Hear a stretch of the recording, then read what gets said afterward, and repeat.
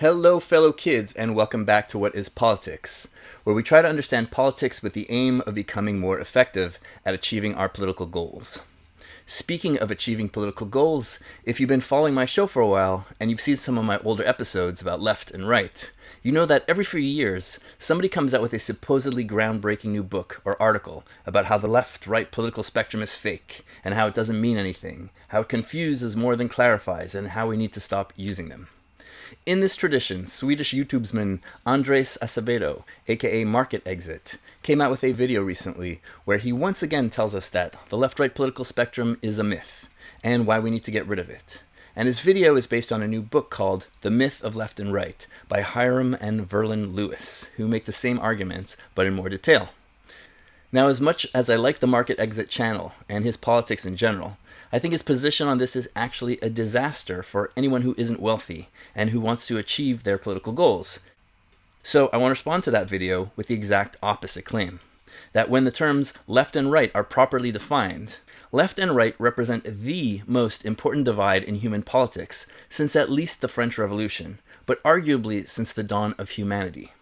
They are essential tools that we need in order to understand what's happening to our societies and in order to figure out who our friends are and our enemies are in the struggle to reverse the exploding inequality that's been increasing for the past 40 plus years. The stuff that Gary Stevenson is always talking about on his channel.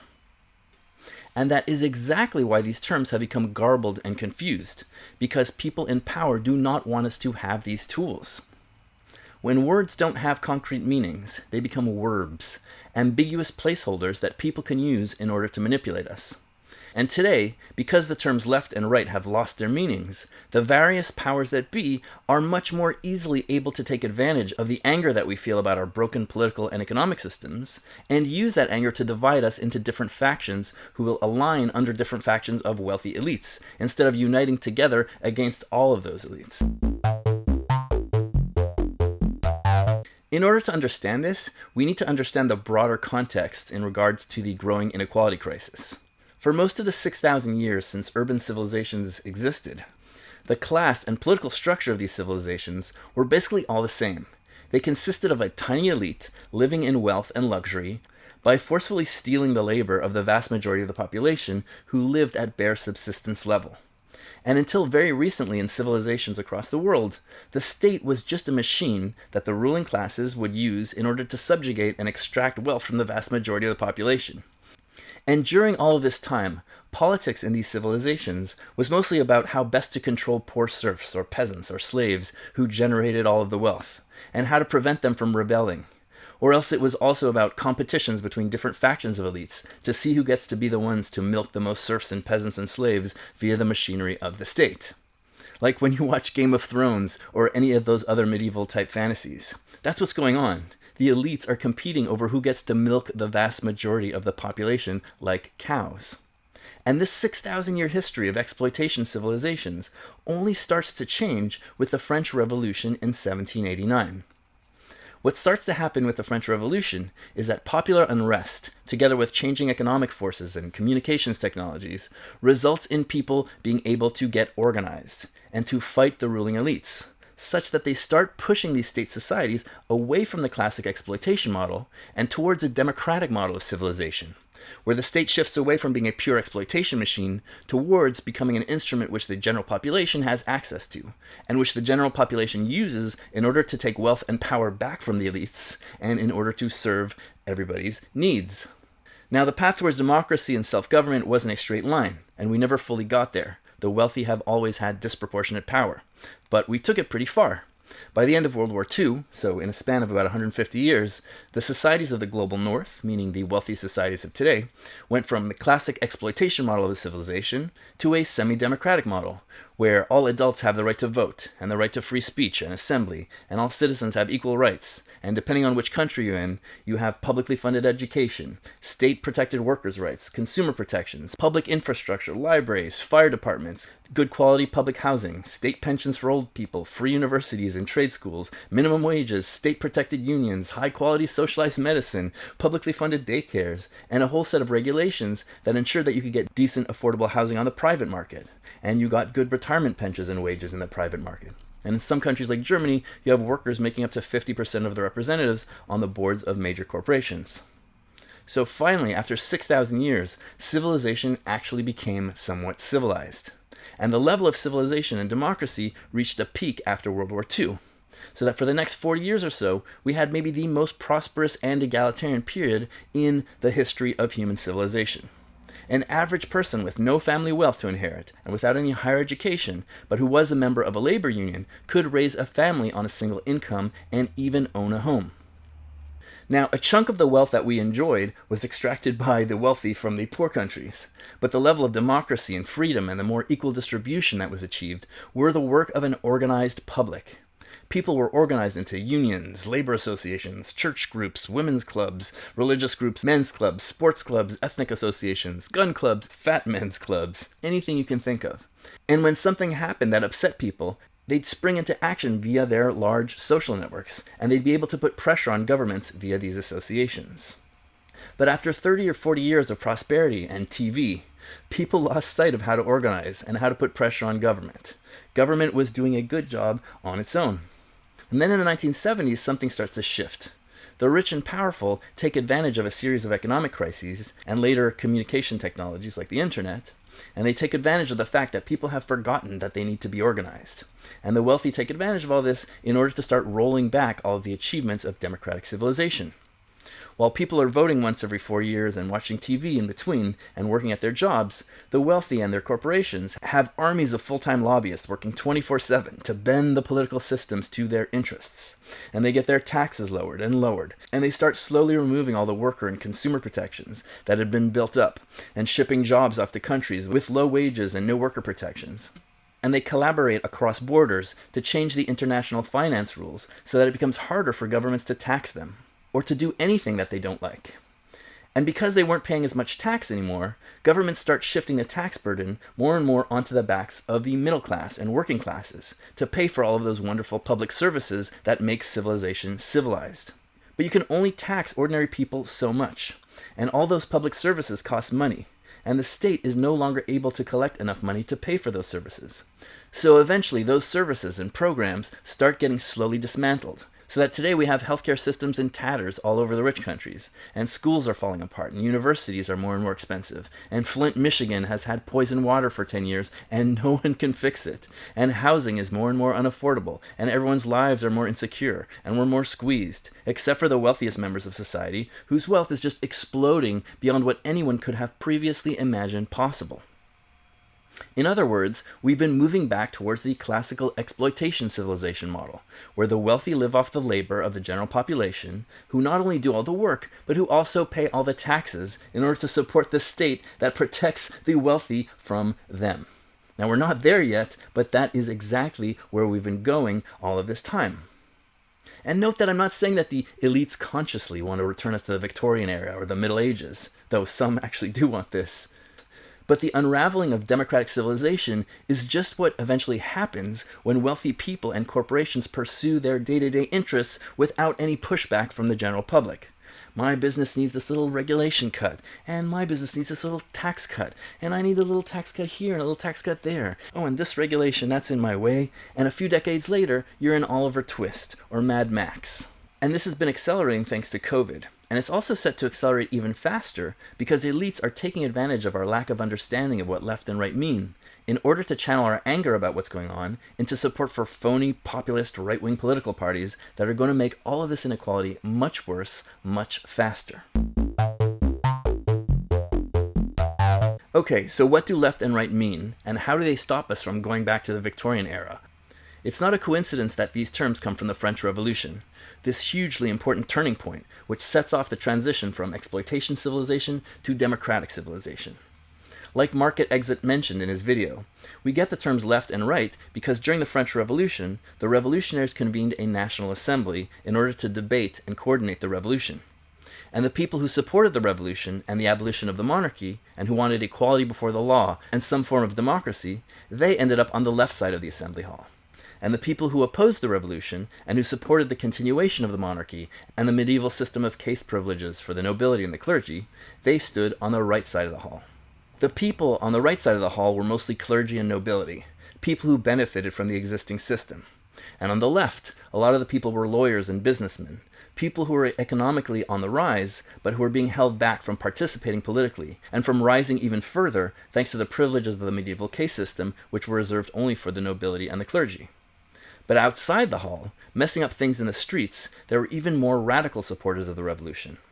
And these were called the sans-culottes, meaning people with no underwear, because they couldn't afford the fancy undergarments of the rich and the middle classes. And these were radical shopkeepers and tradesmen and laborers. And what they wanted was extreme political and economic equality. Politically, they wanted direct democracy, where the people should govern themselves without the need for intermediary representatives. And economically, they thought that every citizen should have an equal plot of land to farm and to support his family. And these people without underwear were allied with the people on the left side of the National Assembly Hall. And they were pushing them to take the revolution in more radical and more democratic directions. Now, there are all sorts of twists and turns in French politics over the next decades. But in 1870, people of all classes get the right to vote in a representative democratic system. And you have universal male suffrage with no property requirements. From that time on, people started to use the terms left and right to refer to different political parties and ideologies, ranking them from left to right by analogy to the positions of the pro- and anti-revolutionary factions in the French Revolution. And in France today, the parties still seat themselves from left to right, according to their political ideology. So what is this analogy? What do the terms left and right actually mean? Market Exit tells us in his video that the left and right represent change versus tradition, and then he goes on to explain why that doesn't work. But change versus tradition is not what the left and right mean or what they ever meant.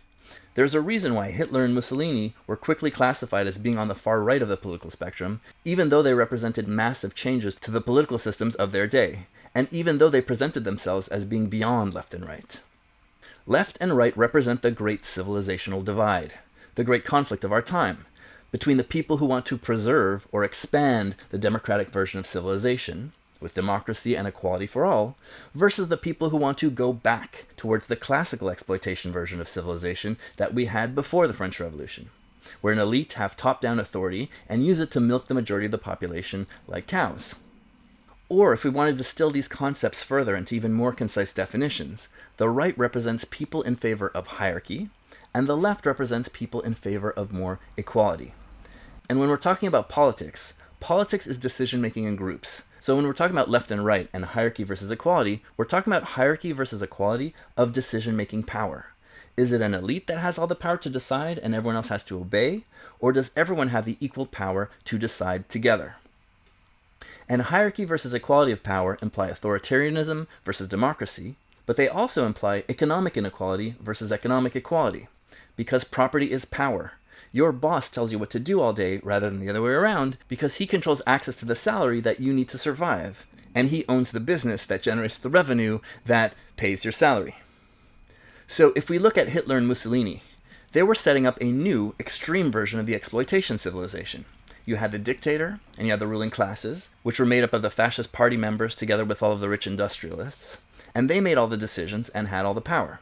And then you had the common people with no democratic input into society, except to cheer on the great leader. And they had no ability to organize unions, no right to protest. And there was some economic redistribution to the lower classes, but it came from war and hyper-exploitation of the conquered countries, and from vast numbers of slaves. And the redistribution wasn't redistribution by and for the people, it was redistribution by the elites, to keep the elites in power. That's why fascism was on the far right, despite having some redistributive elements. Now, because left and right have been confused for so long, I'm sure that people hearing this stuff will have a whole bunch of objections. Like some of you are thinking, wait a minute, I'm on the right, and I believe in more freedom and more democracy. And the whole reason that I'm on the right is because I believe in freedom and democracy. It's the left who love authoritarianism.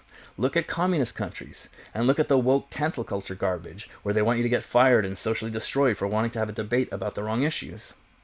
And many people will also have noticed that most of what I just said about fascist countries also applies to the 20th century communist parties in communist countries.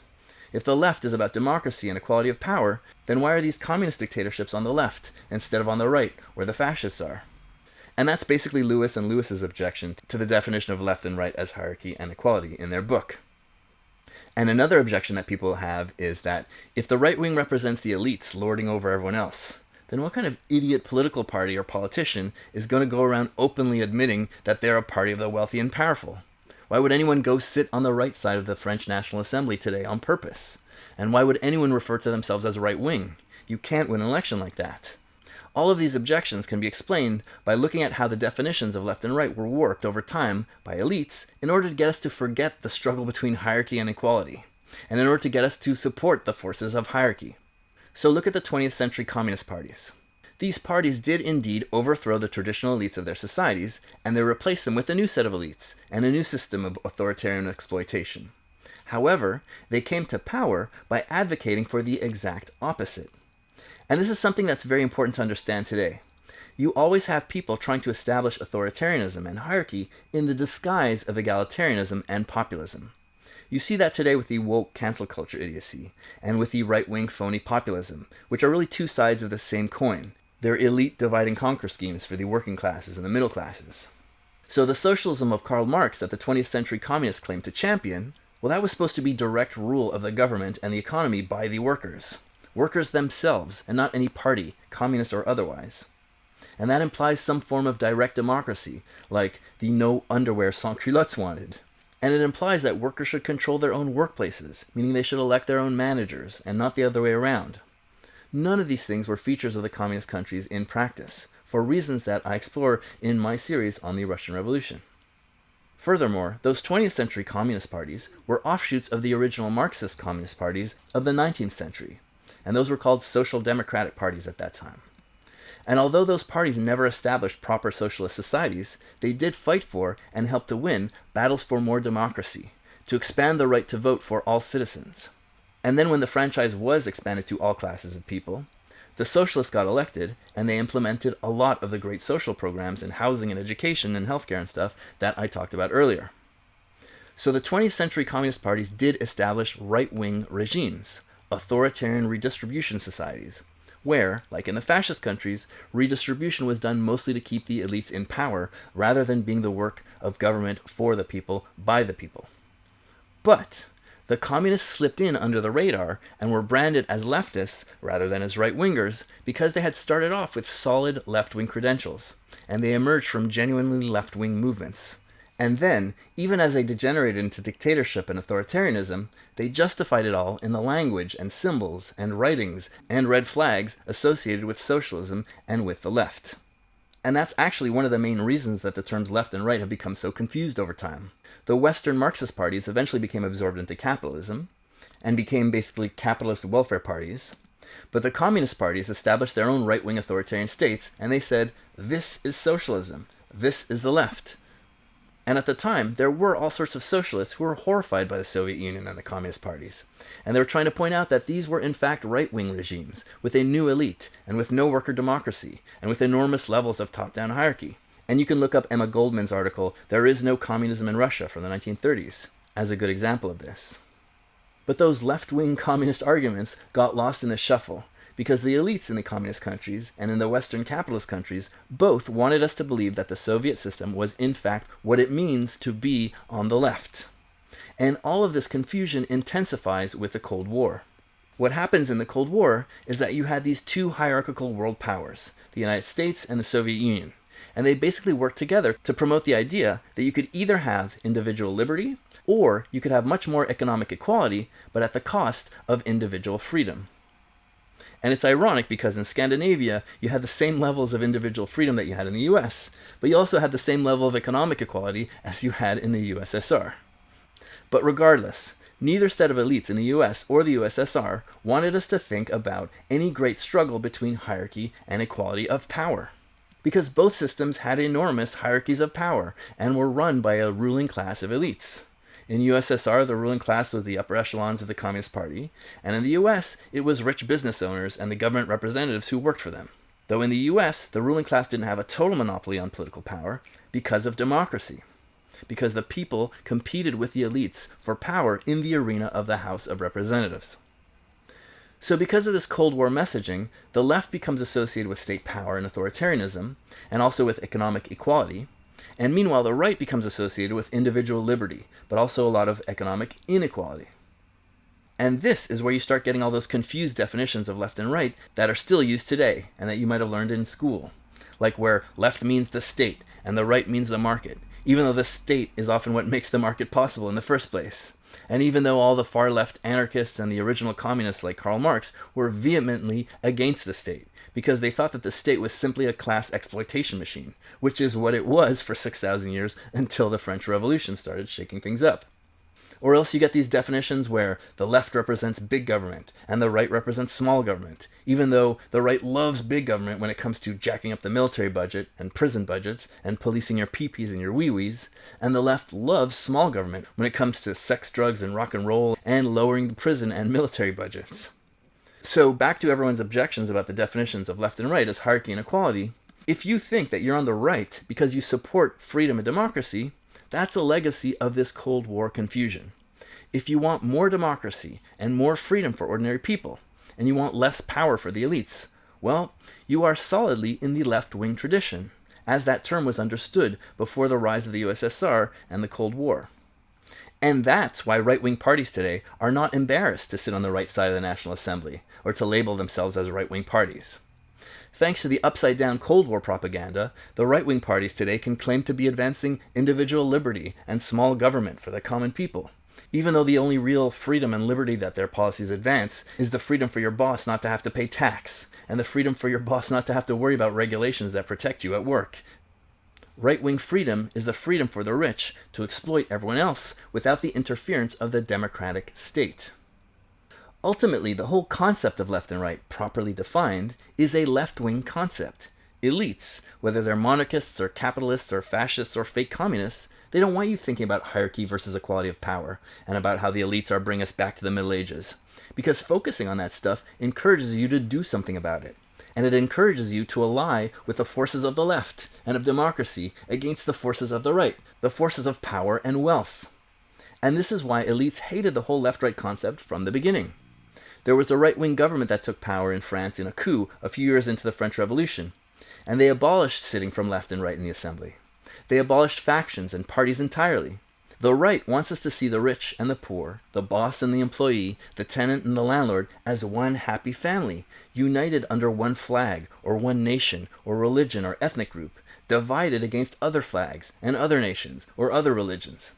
The last thing they want is for us to unite across identity politics lines and to divide society instead according to different classes of people with conflicting economic interests. Once poor people and middle-class people start to get the right to vote in the 1870s, the forces of the right were terrified. They assumed that once poor people could vote, they would just take all the wealth from the rich people and distribute it to themselves. And the monarchist parties, which sat on the right of the National Assembly, quickly got wiped out after a couple of elections. Now, how could the wealthy hold on to power in a system where everyone can vote, if they only constitute a small minority of the voting public? So they quickly figured out three main tricks in order to convince ordinary people that their own interests will be served by voting for the right-wing parties, the parties that enact the policies of the rich. Number one, the first trick that they figured out was really easy. They realized right away that they could just point to all the real and awful things that are done in the name of the left, especially by the fake left, by people who want to establish a new hierarchy and elite, but in the name of equality and democracy. So like in the 20th century, they would point to the communist dictatorships and how they oppressed their peasants, or how they stifled individual freedom. Or today they point to how cancel culture lunatics are threatening to fire you for wanting to hear debate about trans medicine or about COVID lockdowns. This stuff goes a long way to convince ordinary people to align with traditional elites and business elites. You might not trust us, and we're stinking filthy rich, but the other guys are way, way worse. Number two, the second trick they figured out, is to make sure to always divide things according to identity politics instead of by class, like nationalism or race. All the people in your identity group are all one happy family, and our enemy is the other identity groups. Don't attack all the rich Darth Vaders and Draculas who suck up all the wealth in our society. Unite behind your Draculas and your Darth Vaders, and also unite against the working people from other identity groups who are organized under their Draculas and their Darth Vaders. So in the 19th century, it was, don't get mad at the rich people throwing you off of your farms and out of your trades and into the slums. Just be mad at rich Jewish people and rich foreigners, and also be mad at the foreign workers that we bring in to lower your wages. And today it's, don't get mad at billionaires and corporations, just be mad at woke billionaires and woke corporations. Check out any Vivek Ramaswamy speech on woke corporations for a perfect, disgusting example of this. As if there's any difference between woke or anti-woke billionaires when it comes to them wanting to pay lower wages and have less worker protections so they can raise their profits. Or as if yesterday's woke billionaires won't become today's anti-woke billionaires the second that Donald Trump gets elected. Just like the anti-fascist billionaires of the 1920s became fascist billionaires once Mussolini and Hitler came to power. And make sure to be mad at the immigrants, and not the elites, who are the ones using the immigrants to lower your wages and to pit everyone against each other. And don't think about how in 2 generations, your grandchildren will be just as poor and desperate as those immigrants, except there won't be any wealthy countries for them to escape to. And on the flip side, you have the woke version of this, which is, don't think about rich supremacy and rich privilege, just think about white supremacy and white privilege. Anytime you see poverty, just think black and brown. And every time you see rich people with too much power, think white. And by the way, black workers and Latino workers don't ever unite with white workers. They're racists and fascists who vote for Donald Trump because they're worried about too many immigrants raising rents and lowering wages and overloading our poorly funded schools that rich people don't pay for anymore. And don't get too close to good liberal white workers either. White people and brown people and black people should always feel awkward and uncomfortable around each other. And they should always worry about if they're doing microaggressions. And they should feel guilty for their secret, incurable inner racism all day. Any workers, but especially white workers, should never raise their heads. They should always bow their heads and let the rich Ivy grad school elite clergy tell you when you've sinned or when you've been good and deserve a milk bone. Do the work. And trick number 3 is that the right-wing parties pretend that they will be the ones that are going to be delivering the left-wing policies that people actually want. Let the right-wing rich people parties save you from all the problems that the rich people caused in the first place in pursuit of their own interests. The same rich people who moved your jobs to Mexico and China are capitalizing on your anger about this in order to win your votes by pretending they're going to bring back the 1950s era of good union jobs, while they focus your economic anxieties onto immigrants and woke CEOs. And studies show that anti-immigrant sentiment, and even racist sentiments, are very often just proxies for economic concerns. The other tribe is going to take away my jobs and benefits. And speaking of woke versus anti-woke bait-and-switch politics, another factor that's confused everyone about left and right in recent years is that political parties and students and organizations associated with the left have started adopting authoritarian cancel culture and quasi-religious woke guilt and harassment bullying politics disguised as social justice. How did the left become associated with this authoritarian, idiotic garbage? I mentioned earlier that the elites started their rollback of democratic civilization in the 1970s and 80s. And one of the reasons that they've been able to do this is that they changed a bunch of domestic and international finance rules, which make it very hard for left-wing parties to tax rich people enough to actually deliver on their promises anymore. If a government tries to do anything that investors don't like, currency speculators can tank your currency, or bond market vigilantes will jack up the cost of government debts, or big employers can threaten to move their factories to a different country or a different state. We saw some of this happen recently against Liz Truss in the UK and against Donald Trump's idiotic tariff scheme, and we saw a lot of it in the 1980s and 1990s against left-wing governments. Some market analysts in the 1990s called it the virtual Senate, where unelected wealthy investors can just veto legislation pushed by elected representatives. This is why corporations pay only about 5 or 6% of all the taxes collected today, whereas in the 1950s it was 50%. And this is why CEOs often pay less in tax than their janitors. And this is why Flint, Michigan still has poisoned drinking water since 10 years ago. In my city, we built 60 subway stations between 1966 and 1988. And they plan to build another 60 stations or so over the next 20 years. But by the late 1980s, we were entering the era of rich people not paying taxes anymore. So since 1988, more than 35 years, they've only managed to build 3 more stations. And they don't even pretend that they're going to build any other ones anymore. Reversing all of this would require taking on all the established powers, not only at home, but also across the world. And it would probably require an alliance of several rich countries all working together. And most politicians are too cowardly to admit this, never mind to do anything about it. Like, hey, vote for me. I can't really do that much unless France and England and the US and Canada all vote for similar parties, but I'll still try my best to stop the decline of Western civilization. So, over time, left-wing parties gave up, and they started cutting programs and lowering tax just like the right-wing parties do. And you saw this most dramatically in France, where the Socialist Party was the one that was doing the gutting of the welfare state in the 1980s and 1990s. Or in Britain in the 2000s, it was the Labour Party that was exploding tuition costs and turning their healthcare system into two-tier dysfunctional garbage. Or in the US in the 1990s, it was Bill Clinton that ended welfare as we know it. Well, what's the point of having a left-wing party if you're just going to do the same things as the right-wing parties do, except less aggressively and with less hostility to immigrants? So the heads of these left-wing parties needed to find something else to make them look like they're still doing the work of the left. And they also needed to find something to make them feel like they still had a purpose in the world beyond destroying society more slowly than the right-wing parties do. So instead of doing anything to advance economic or political equality, they started focusing on window dressing types of equality that don't require taxing the rich in order to accomplish.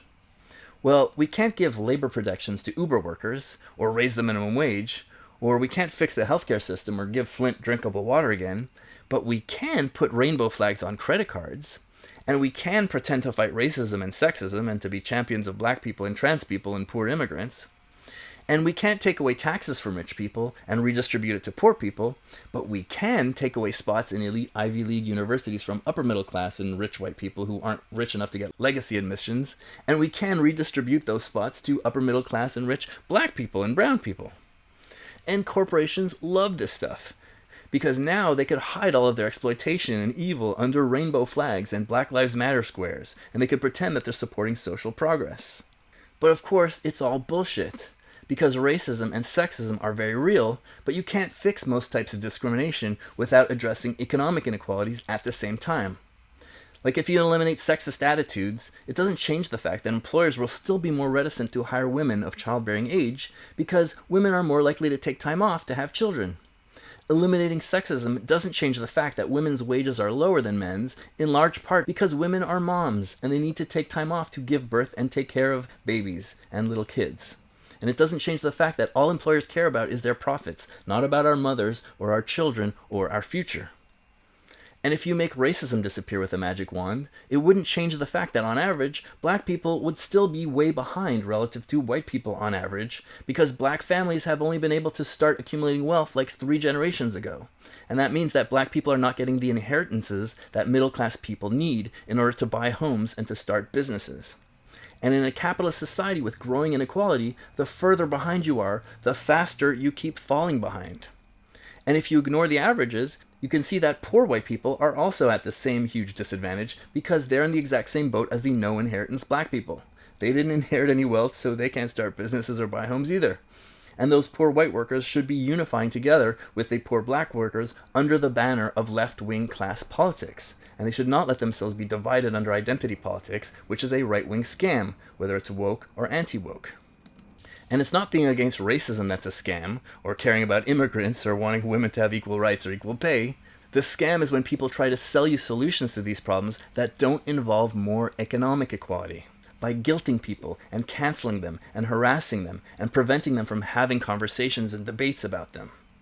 The real way that you fix discrimination is by uniting people on the basis of solidarity and common interest. Hey, we're all in this together. We can't win this fight for higher wages if you're calling your coworker racist names, or you're shitting on your other coworker because of their pronouns, or you're sexually harassing your female coworkers. That's why unions were so successful in the 1950s. They were getting totally crushed in the 1920s and 30s when they were racially segregated, because bosses would just hire black workers as scabs to break every strike. And so, the labor movement made it their priority to fight racism, and to convince racist white workers to accept black and brown workers into their labor unions. So labor unions became the most effective anti-racist organizations of their day, and they became a pillar of the black civil rights movement. And it worked. Integrated unions scored victory after victory against their bosses, while at the same time, black people won full civil rights with the help of those labor unions. When it comes to cancel culture, it's important to understand that cancel culture and opposition to free speech are inherently right-wing. Antagonism to free speech and to open debate is the position of every monarchy and every dictator in history, whether they've waved red flags or fascist flags or royal flags or American flags. The same hypocrites who were freaking out about supposedly left-wing cancel culture a year ago are now cheering on when Donald Trump deports kids for writing about how it's bad for Israel to blow up and starve all of Gaza to hell in response to killing 1,200 Israelis. And these people who were pretending to champion free speech last week are now bowing before their great leader as he tries to remove habeas corpus protections from American citizens, which would mean that the US would turn into a police state by accident, where even US citizens can be deported for having the wrong ideas. Cancel culture by brain-damaged upper-middle-class college kids is nothing compared to cancel culture by the state. But it's right-wing either way. It's anti-democratic. Democracy is at the core of the left. It's about convincing your fellow citizens to support your positions out of their own free will and not out of terror. It only functions if you have open debate, and if you have the right to ask questions and make arguments, even about the most controversial issues: trans medicine, global warming, immigration, race and IQs, the Holocaust, whatever you can imagine. When you have a movement calling for people to be fired and ostracized and punished for having the wrong opinions, or for asking the wrong questions, or for wanting to hear two sides of an argument before making a decision about something, and if that movement is demanding that everyone constantly be held accountable to some frothing mob of lunatics who take their instructions on what's acceptable and not acceptable from spoiled, angry rich kids at Ivy League universities who are having tantrums because for-profit internet social media algorithms have melted everyone's brains, that is not left-wing politics. It's authoritarian right-wing politics disguised as left-wing politics, just like the Soviet Union was right-wing politics disguised as left-wing politics.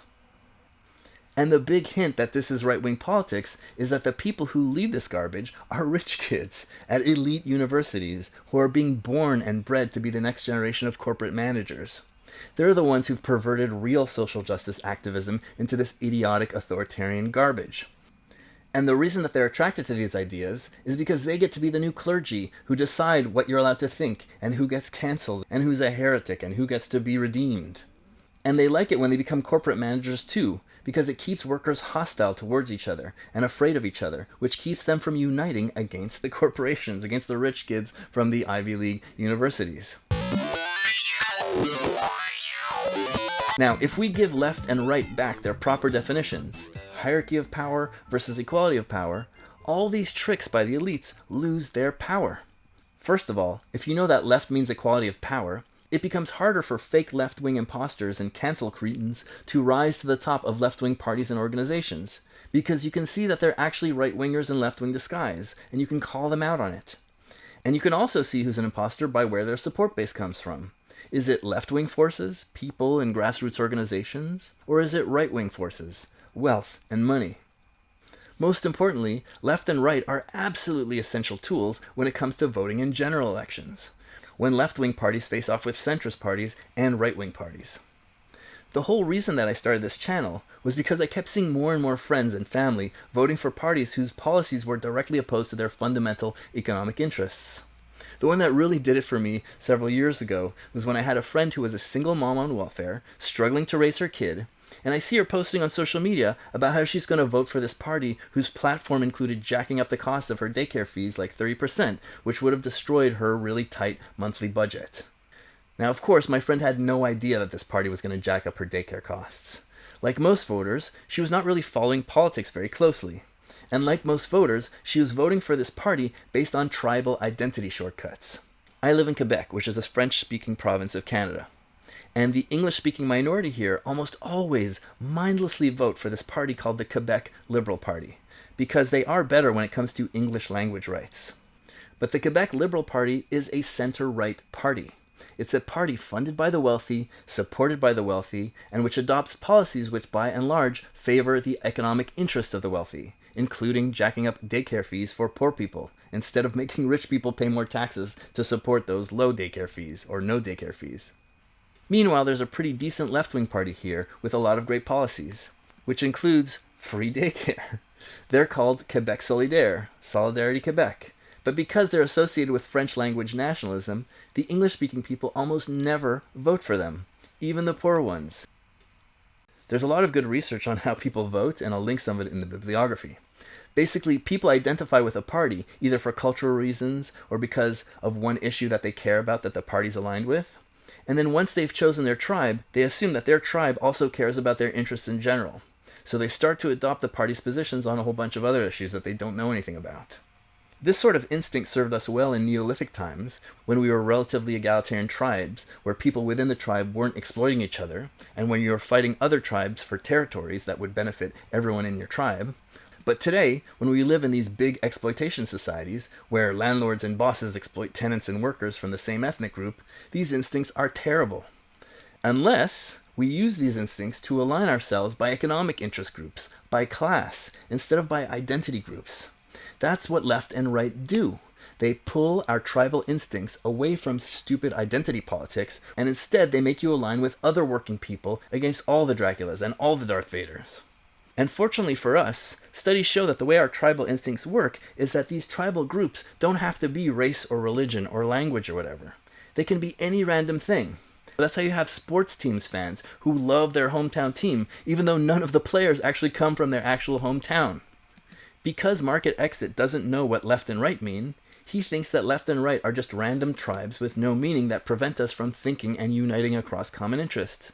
And this is true, but only because the elites have taken away their meaning and turned them into verbs. Once you give them back their meaning, they are shortcuts which allow you to very quickly be able to see friend from foe and to unite based on common economic and political interest. Everyone uses shortcuts to vote. But if your shortcut is language, nationalism, woke versus anti-woke, religion, or even things like personality, or the intelligence of the candidates, or how good of a speech they can give, or, oh, this party's been in power for too long, or this guy's too corrupt. Well, if those are your shortcuts, then there's a huge chance that you're going to vote against your own economic interests. But if your shortcut is left and right, and you actually know what left and right mean, and you understand that we're in this great battle to maintain or undo democratic civilization, then this problem totally disappears. You can walk into an election booth without even knowing anything about the candidates, or their political parties, or their platforms, except for how they're ranked from left to right relative to each other, and you will vote in your best economic interests with almost 100% accuracy. Because fortunately for all of us, although the concepts of left and right are completely mixed up now, the idea of economic left and economic right is still the one thing that didn't get completely garbled up by the Cold War in the 20th century and the woke cancel culture idiocy today. Despite all their flaws, the left-wing parties are in fact more left-wing and more egalitarian when it comes to economics than the right-wing parties are.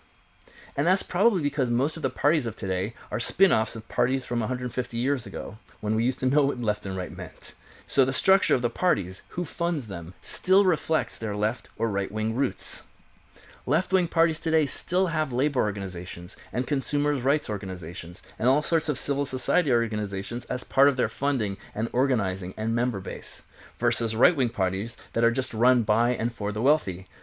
As a result of this, even though all parties tend to deliver more and more inequality over time because of economic pressures, the left-wing parties cut less. They cut more slowly. They respond better to protest, and they're more likely to resist austerity and cuts to social programs if the public is organized and ready to protest or put up a fight.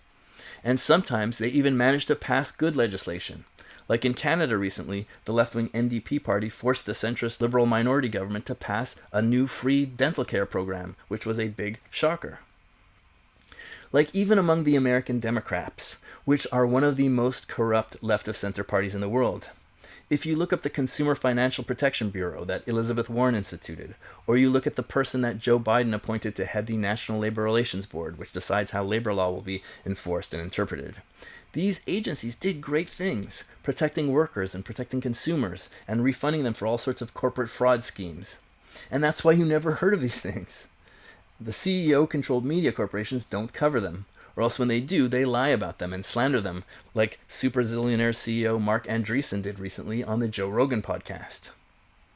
Meanwhile, when right-wing parties take power, they tend to just openly start tearing up social welfare civilization like piranhas. But they do it in the name of freedom, or government waste, or trickle-down economics, or growing the pie, or freeing entrepreneurship, or whatever the scam of the day is.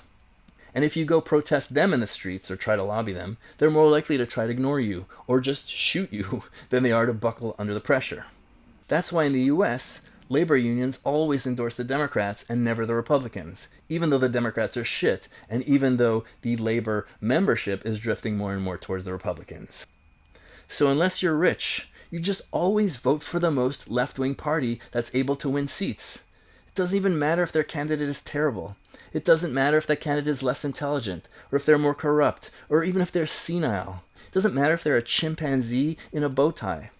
Because of who the parties are structurally, left-wing parties are going to be less bad for you, and they're going to destroy civilization more slowly than the right-wing parties.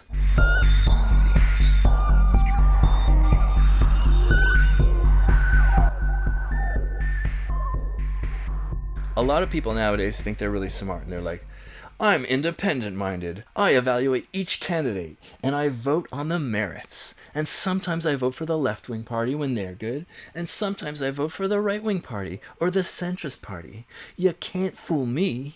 And this is how Lewis and Lewis and I guess Market Exit apparently want us to think and vote. But if you vote this way, you're not independent-minded, you are a fool.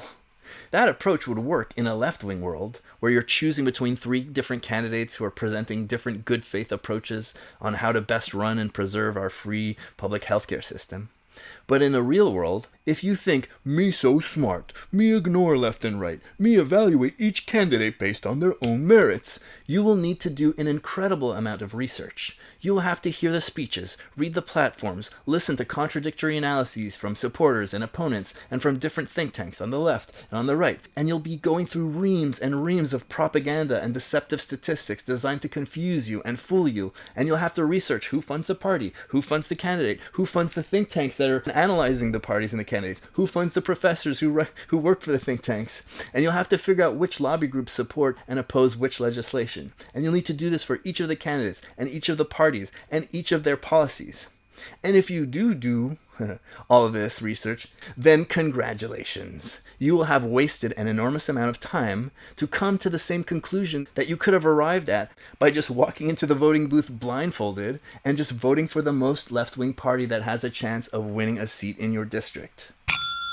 The reality is that most people don't have time to do all this research, and the vast majority of people follow politics casually and they vote according to shortcuts.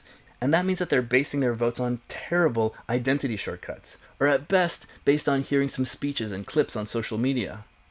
And the swing voters who decide elections tend to mostly just vote based on how they've been doing financially over the last 6 to 12 months. They vote for the party in power if they're doing well, or they vote for an opposition party if they're not doing well. And if you vote based on anything other than left and right, then you're fucked. Especially nowadays, when the left-wing parties tend to look elitist with their woke gobbledygook, and where the right-wing parties are running around sounding like radical left-wing anti-elite Trotskyist revolutionaries. In Canada, we just had an election where the right-wing candidate, Pierre Poilievre, was running around railing against the elites and the yacht owners, and he made affordable housing the centerpiece of his campaign. And the centrist guy, Mark Carney, was literally a CEO and central banker. A total piece of shit whose vampire private equity company flipped buildings and jacked up rents and evicted tenants for profit. You could not create a more elite candidate in a lab if you tried. And the left-wing candidate, Jagmeet Singh, had a gentle demeanor, and he wore really expensive suits all day. If your goal is to reverse galloping inequality, and then you go vote without understanding left and right, and instead you do what most people do, which is you vote according to speeches and media coverage and personality, you would end up voting for the right-wing guy, which is what a ton of working-class people did this time around. My friend, who is poor and struggling and intelligent, but not intelligent about left and right, he was running around campaigning for this guy. People were really inspired by his housing plan and his anti-elitist rhetoric, because it sounds so very left-wing in the true sense of the word. But if you look at the details of the different candidates' policies, and you did all the research that Market Exit and Lewis want you to do, you would find that they ranked exactly as you would expect, based not on their looks or their speeches or their platforms, but based entirely on left and right. Like the right-wing candidate, his big affordable housing plan that won him so many working-class votes, it was all just bullshit.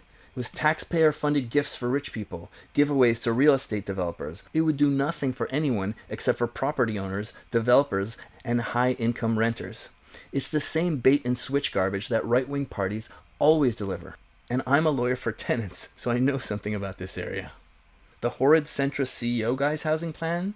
Well, it was half-assed, and it wouldn't solve any problems, but it was less bad than the right-wing guy's plan. And the mild-mannered left-wing guy in the fancy suits? Well, he actually had a very good housing plan that would have been an improvement on the current situation. In the US election, it was the same thing. Kamala Harris came off as a corporate executive promising to be a good manager for the United States Fruit Corporation, while Trump sounded like he was going to bring back the 1950s social contract, where a man with a high school education could support a family and own a home with a good unionized job. He talked about how he was going to lower prescription drug prices. He had Robert F. Kennedy Jr. running around talking about how he's going to get rid of all the toxic garbage in our food and how he's going to take on all the big food corporations. All of this is very classic left-wing stuff. But if you look at what Trump actually does in office, what Trump actually wants is not the 1950s left-wing social contract with high wages and unionized middle-class workers. What Trump wants is the right-wing early 1900s social contract, the McKinley era that he's always talking about, where there was lots of manufacturing but at very low wages with no worker protections and no unions. It was a time when the wealthy paid very little tax and the average person paid most of the taxes via tariffs. Meanwhile, RFK's big moves to fight against all the food corporations, they're all a joke. Like he has a plan to get rid of toxic food dyes, that's voluntary. And guess what? No one volunteered. Or he got rid of inspections for milk. Ooh, I feel healthier already. Food corporations love that. And Trump is pretending that he wants to introduce a rule to lower drug prices, but he's doing it in a way that's designed to fail. When he announced his plan, the stock market prices for drug companies went up, because investors know that he's lying. His big policies that he is serious about enacting are an enormous tax cut for the wealthy that's going to put a bigger hole in the budget deficit that rich people are always complaining about than the Iraq War did.